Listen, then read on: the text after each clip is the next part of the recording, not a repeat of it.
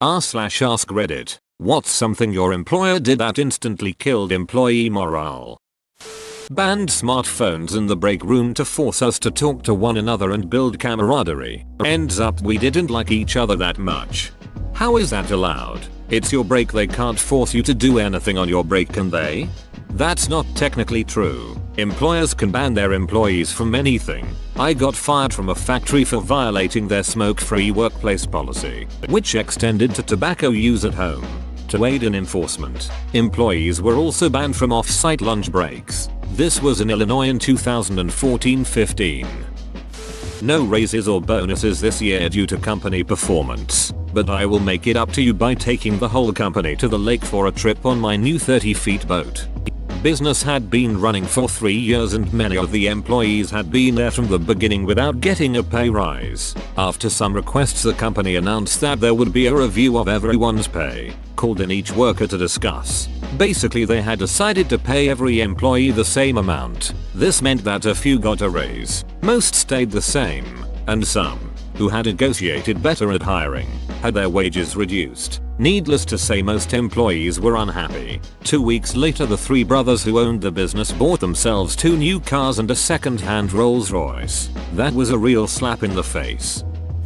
In a very short span of time, they changed everyone's 401k plan for worse, and then implemented an office-wide cleanliness policy. No eating at your desk. Only 3 personal items on your desk. Everything labeled. No items other than your keyboard, mouse, and monitors on your desk at the end of the day. Talk about pissed off. You could feel the gloom when you walked in. Everyone's give a shitter broke at once. Might have cleaned out the employees as well. My work just gave me a desk and they actively encourage decoration and personalization. It's ridiculous your work would ask you to limit the space that only you have to deal with on a day-to-day basis. Letting employees personalize their shit is a free way to keep morale high.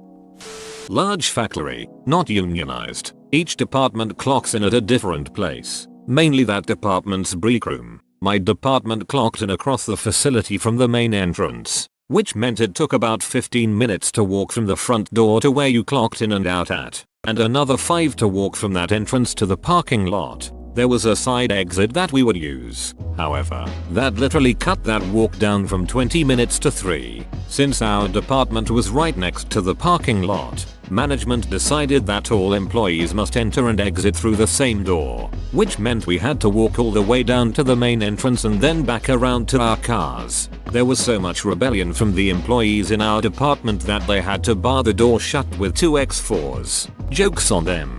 Even unionized employees can be a pain in the ass. We contacted the fire marshal, who upon seeing a fire exit barricaded, fined the company $8,000. We still were not allowed to enter through this door, but they stopped trying to stop us. Jesus. Do you work at Auschwitz? Who barricades their own employees from exiting a door?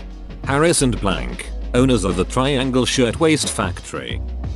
To cut costs, they started a policy that only certain departments had internet access. It basically started a class system that bred resentment across departments and caused an exodus from the non-internet teams.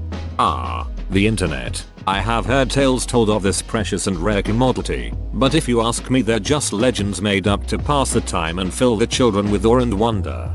I worked for a concierge company owned and run by a crazy lady. We had contracts with buildings and she'd routinely lose the contracts by taking meetings with them and then acting crazy. She was actually banned from one of the buildings that we still had a contract with. Anyways, I worked at a building with about 4 other people. We were basically security guards checking in guests all day and we didn't make much money. After hiring this shitty employee who basically wouldn't do his job and instead surfed the internet right in front of the guests, rather than firing said shitty employee, they took away our internet access. This made employee performance worse as now everyone had to stare down at their cell phones instead of straight ahead at the computer. Even I would occasionally get caught staring at my phone instead of the guest in front of me. Some people are quiet as hell, so then they banned our phones. Which, banning someone's phone basically just means that whenever a supervisor is present, which was about 5 minutes per day, nobody was on their phones. and the rest of the time it was Phone City all day every day. This was like a month-long battle and most of the 5-person team we started with ended up quitting. Guess who the one dude that didn't quit was? Original shitty employee who I know continued to ignore guests and stare at his phone because I stayed friends with some people in the building and would stop by from time to time. Always catching original shitty employee staring down at his phone. My boss is looking to retire in the next 3-4 years. He told everyone that he wanted us to come up our visions for the company and its future over the next 5, 10, 20 years. We're a small office of about a half dozen people, but we've been growing, and so everyone brought up growth projections and succession planning once he retires, etc. His son is the heir apparent and has a precocious 8-year-old, so in my 20-year version I even included the grandson joining the business and grooming it to become a legacy company. My boss went last and we were expecting something acknowledging some of our thoughts, or at least an expression of appreciation that the company he founded would live on well past his retirement, be in good hands, etc. Instead it was brutal and short. It was something along the lines of, I do everything around here anyway, so I should just sell the company to fund my retirement and you can all find other companies to work for in a few years. Mood killed. Meeting ended. Everyone quits that same year and he can start his retirement early. Why? In a company of 6 people, owner said in a meeting with everyone that his 2 sales guys are irreplaceable and that the rest of us are just paper pushers. He now runs a company of 3 people. Sales guys put maybe 20 minutes into one deal. Then operations puts days into logistics, payment, paperwork, claims, etc. We also just purchased an office building for $1 million plus. So if we leave and sales can't sell, this place will most definitely end up deep in bankruptcy. I'd hate to see that happen. But it's not the first time we've been informed that the scum and just suck up company money while the sales guys are the ones making the profits. I had a very good sales guy at a company I worked for. The guy was like 3 levels above anything we had there before. And he was very much in that mindset of talking about sales like hunting. And I could totally get that. But I told him, if you're the one doing the hunting, then we are the ones doing the gutting and cleaning and cooking. And everybody needs to eat. We were once in the middle of a very stressful period of work, and everyone was feeling it. However, one afternoon, an offhand comment turned into a conversation that we all got involved with and led to a few laughs. My manager, returning from a meeting, piped up, "Oh, we've finished tomorrow's work." "Have we? What's all this about?" Insert subject matter. Entire team instantly deflated. Unnecessary. Every employee needs time to blow off a little steam. Former teacher. The administrators at my school were usually pretty chill, but had a habit of randomly coming up with minor rules that they would enforce for us. Male teachers had to wear ties even on Jeans Day, etc. Overall it wasn't bad, except for the time an administrator made a crucial mistake. They banned staff from drinking coffee in front of students. Now if you've never worked in a school, you'd think this isn't a big deal. When you spend nearly 100% of your day in front of students, it definitely is a big deal. First we tried to find any loophole we could. Energy drinks? Banned the next week. Tea? Banned 2 days later. It was chaos. Eventually, we realized they couldn't fire an entire school's worth of teachers and aides. So we ended up doing the one thing that private schools fear most. We formed a union. Realistically, it was more of a weird pseudo-union focused specifically on civil disobedience regarding the coffee issue, but it ruffled feathers nonetheless. The administrators caved to our demands, allowed us to drink coffee again, and even bought each of us a reusable coffee mug as a gesture of goodwill. And that's the story of how a handful of school administrators almost accidentally created a teachers' union over a complete non-issue. Removed COLA raises each year for all employees and implemented a raise when promoted or take on more responsibility model. However, promotions are very rare and raises are never approved. So everyone is losing money to inflation each year, and they tried to sell it as a big win for the employees. We aren't stupid people. And companies wonder why employees leave after 3 years. No one knows. It's a mystery. Shrug. I think it would be funny to hand in your 2-week notice alongside with resume and cover letter for exactly the same position, with perks written in. 3-year experience in this exact position.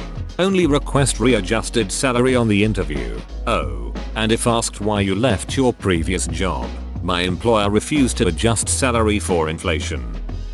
Fired the girl who was in her 3rd trimester of pregnancy 3 days before her maternity leave was to start.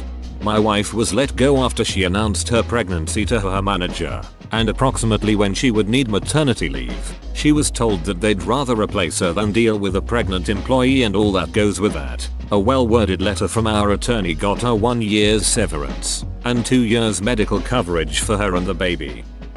Head of department realized that we weren't about to meet our targets for the financial year, completely banned annual leave for 3 months, forced anyone who didn't fill in their timesheet on time to attend disciplinary meeting, despite problems with the system meaning that some didn't get filled in, and generally had lower management terrified, causing a massive blame culture and several people to be signed off with mental health issues. In the end, the employee survey which went to his bosses was hilariously bad, and he's now somewhere else making some other people's lives a misery. The best part was when his replacement came in and fired his right-hand man who was also a dong. All companies need employee surveys for this reason. Even if corporate doesn't read it, it's great fun to watch managers kiss ass for a week knowing their review is approaching. My company had an anonymous employee survey this past year, and when the results, which reflected negatively on the GM manager, were revealed, everyone had to sit through a 4-hour meeting where, line by line, our GM asked why do 50% of you feel this way or 60% of you not like this? No one really spoke up. It was supposed to be anonymous, so we just got told how if we felt that way. This is why our feelings were wrong. By the end of the 4 hours most of us were like, was that supposed to deter us from rating negatively next year? So we don't have to sit through a 4-hour meeting about how we're not right in feeling the way we did. They banned phones, electronics, puzzles, books, etc. from being used at your desk. I work at a call center. We were expected to just sit and wait for the next call to come and distraction free, even if it was a super slow day. They banned phones at my work, contact center, and any device with a camera as I work in government with public info. I now set up a Nintendo Switch and rock Mario Kart or Zelda between calls as there is no camera, no way to connect to a browser and no voice recording. I'd call it a bit of malicious compliance in a way.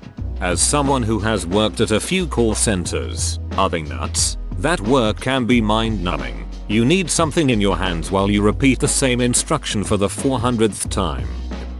Told a bunch of people they were going to be promoted to get us to do extra work. No one got promoted. I basically did her job for a month. Me and 3 of my co-workers quit and she got fired a few months later.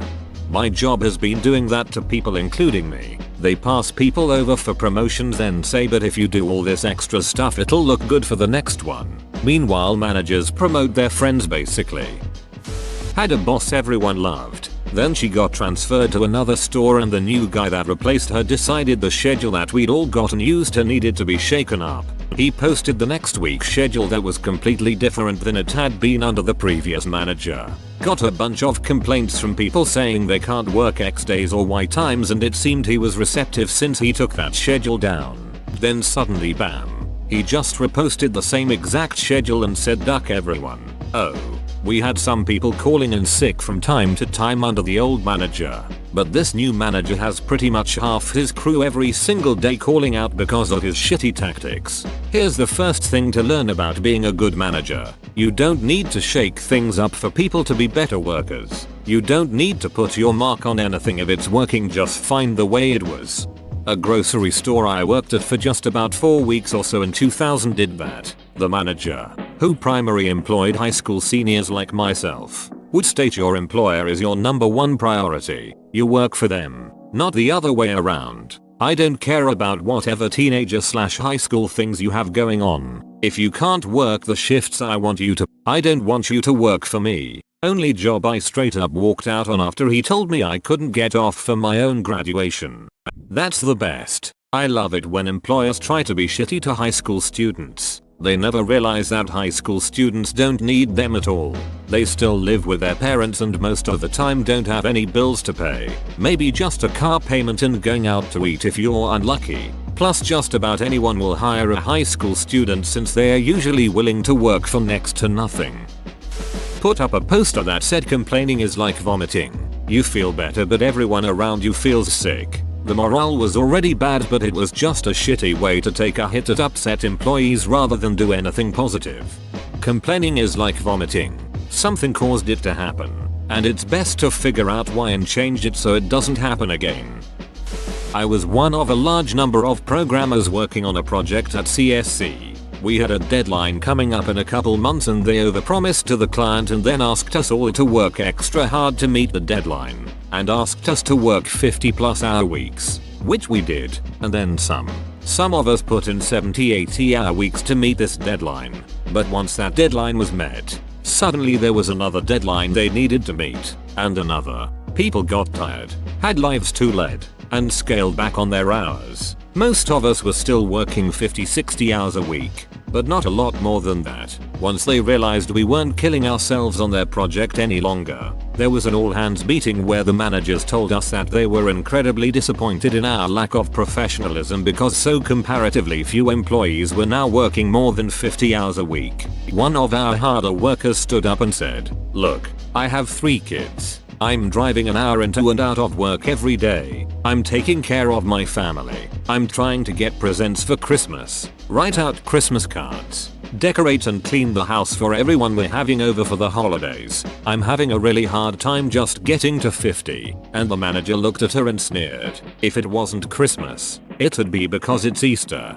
or Memorial Day, or because it's summer and it's nice out. You'd always have some excuse. There was dead silence in the room. When we left that meeting, we didn't talk to each other, but every single worker on that project put in exactly 50 hours a week after that. Then came Christmas, raise and bonus time. Every worker on the project got a 1/2% raise. The managers got a 5-figure bonus. We were pissed. For management, the pain came after Christmas. First week of the year, 4 programmers had better jobs lined up and quit. 3 more the following week. 5 the next. We managed 3-5 programmers every single week for over 3 months. It got to the point where the managers had to schedule a meeting every Monday at 11 to discuss that week's resignations and rearrange the surviving staff. Duck CSC.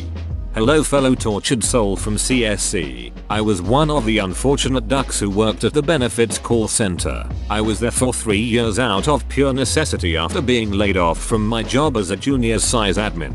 During those 3 years was essentially trained to work all the call queues with no extra pay. We were told every year that there was a pay freeze so no pay adjustment if any kind would be made. At the same time, the main floor manager, who was an incompetent buffoon who literally knew nothing and was such a moron that he could not even hop on the phone to help during spikes in call volume, received a 6-figure retention performance bonus every ducking year. After the company split, I ended up in the CSRA side doing everything I was doing before plus accounts payable work.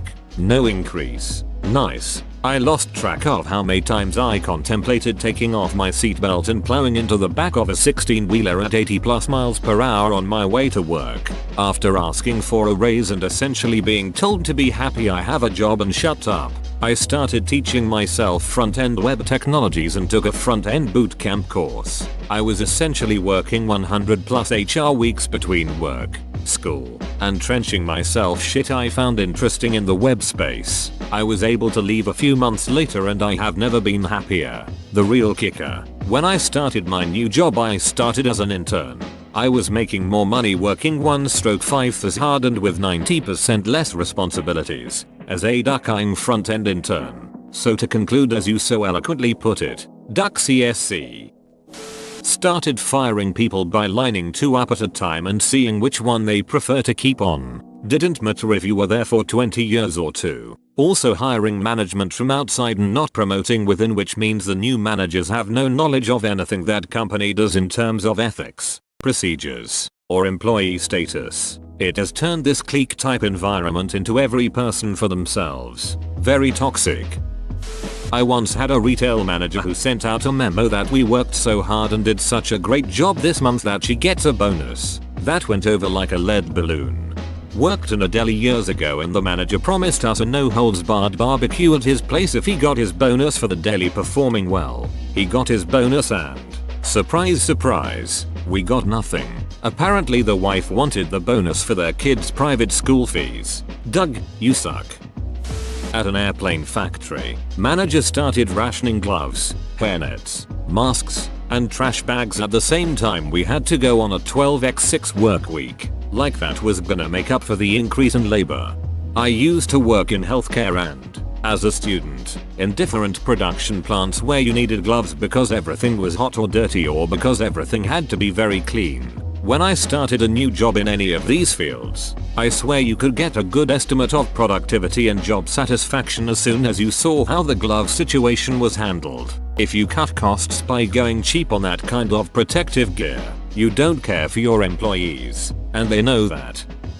This school wanted to switch to Chromebooks, so what did they do? One summer while teachers weren't working, they removed every single Windows station and replaced them with Chromebooks to be issued to teachers. They were told to figure it out. When teachers came up and asked how they could teach Photoshop, programming, AutoCAD 3D modeling, etc., admin basically googled their program name plus Chromebook extension and told them, see, there's an extension for it and it works. I don't think I have to add that it did not work. They ended up bringing back the desktops for most teachers. I worked at a club in Miami and the owner was out of his ducking mind, years of drug abuse. When the housing market crashed, obviously people were spending far less going out, but he insisted we were all stealing. We had meetings once a week with all kinds of threats. Finally he put in an automatic pouring system for $50K plus. It basically looks like you're pouring drinks from a soda gun. Super boring. The fun vibe and flair we had was totally gone, which made sales drop even more. He ripped the system out 2 weeks later. Boss pitched a sales incentive trip to Cancun if the team hit the goal. My team exceeded the goal, and then they cancelled the trip. 2 people quit. I accepted a position with their main competitor, and less than a year later, they closed in bankruptcy. Calm as a beach. A coworker of mine won Employee of the Year and was given a free cruise. He won the prize by never saying no to the owner, which he continued and missed the cruise deadline. He still works there. I work in a big corporate building. The same older lady came by everyone's desk towards the end of the day to collect the trash. Just the sweetest lady ever, and every time she'd walk to my desk she'd give me a big smile and ask me how my day was and chat for a minute as she got my trash. Usually I'd dump it in for her. I had some rough days, but she has a way to cheer me up and send me home on a higher note. I know I'm not the only one either. So then a few weeks back our work implemented a new policy to cut down on trash usage. It's no longer allowed to have a trash bin at our desk and we have to walk across the room and use the community trash to throw anything away. Not a huge deal, but the real reason they did it is so they can cut down on cost, i.e. the cleaning crew. Sad to say that I haven't seen Sharon since.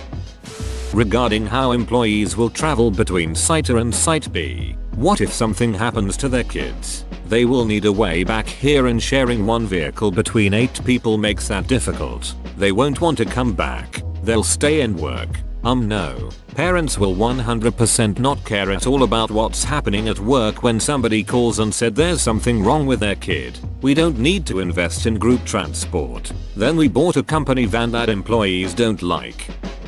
I have to. Company 1 cancelled the Christmas party and Christmas bonuses for the whole company because we didn't have the money for it. I found out later the CEO and the CTO used company funds to take a week-long ski vacation in Whistler instead of doing something nice for the employees. You better believe I spread that evidence around the office. Company 2. It's not one specific incident, but my current company in the last couple years switched from guaranteed permanent employment for anyone who worked there long enough to a system of permanent contract labor for a huge section of their workforce. Rumblings of unionization have started amongst the contract workers.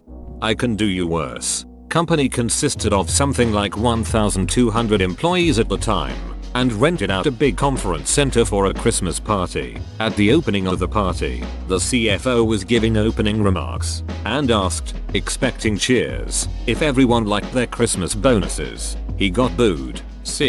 Of the 1,200 people, A bit over 1,000 were in customer service. No one in customer service got bonuses. Only people in the corporate departments got bonuses. And our awesome CFO decided to rub everyone's noses in it. Because clearly the chief financial officer of a company would have no idea that 80% plus of his company didn't get bonuses. At the same party, the CEO made an announcement that the company would be closed on Friday. Christmas that year was on a Thursday, and everyone got a day off. Now, he had literally just finished making a speech about how everyone was important, and everyone was part of the company, no matter the department. He had shoveled shit hard, trying to make CS happier. The next day, we all got a memo that customer service still had to work on that Friday. We apparently didn't count as everyone, and the CEO just hadn't realized that the announcement wouldn't apply to anyone. January saw a 60% attrition rate. I told the hiring manager that I was disappointed in one of his hires because he knew literally nothing about our job and asked him, doesn't that cheapen my knowledge and expertise? His response, well, let's be honest, your job doesn't really need all that, does it? There were 4 other people my level, with varying fields of expertise, at that meeting, and it got real quiet after that. Small business, 20 employees plus. Boss made a big speech about austerity measures and no raises this year. A week and a half later he drives up in a brand new Silverado with all the bells and whistles. Expense to the business, of course. He would hate to have to pay taxes on those profits. One of the less subtle members of the staff took a literal shit in front of his office door. I used to work at an English immersion middle school in Korea. The admin was all Korean, including my boss, the vice principal. Word started going around that the school was under investigation for certain admin taking bribes to admit students. The VP got visibly anxious for a few weeks. Then one Sunday night we got a text message from one of the Korean teachers at the school. The vice principal has passed away. It turns out he had hung himself in the school lobby that afternoon.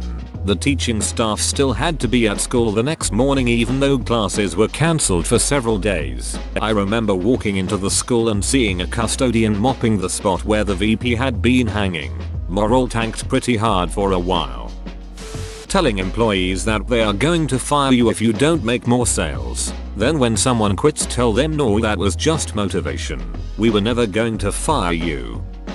I was a hard worker, like an extremely hard worker. One day a supervisor asked why I wasn't working at my usual pace. So I told him I was facing homelessness if I couldn't find somewhere to live. He said, hey well I really need my superstar out here. I depend on you getting a lot done for me. He couldn't care any less about my problem. I was an employee who made him look good because I got results, and not a human being. I never worked hard again, and personally undermined the work ethic of everyone I came in contact with. I didn't have to learn that particular lesson a second time.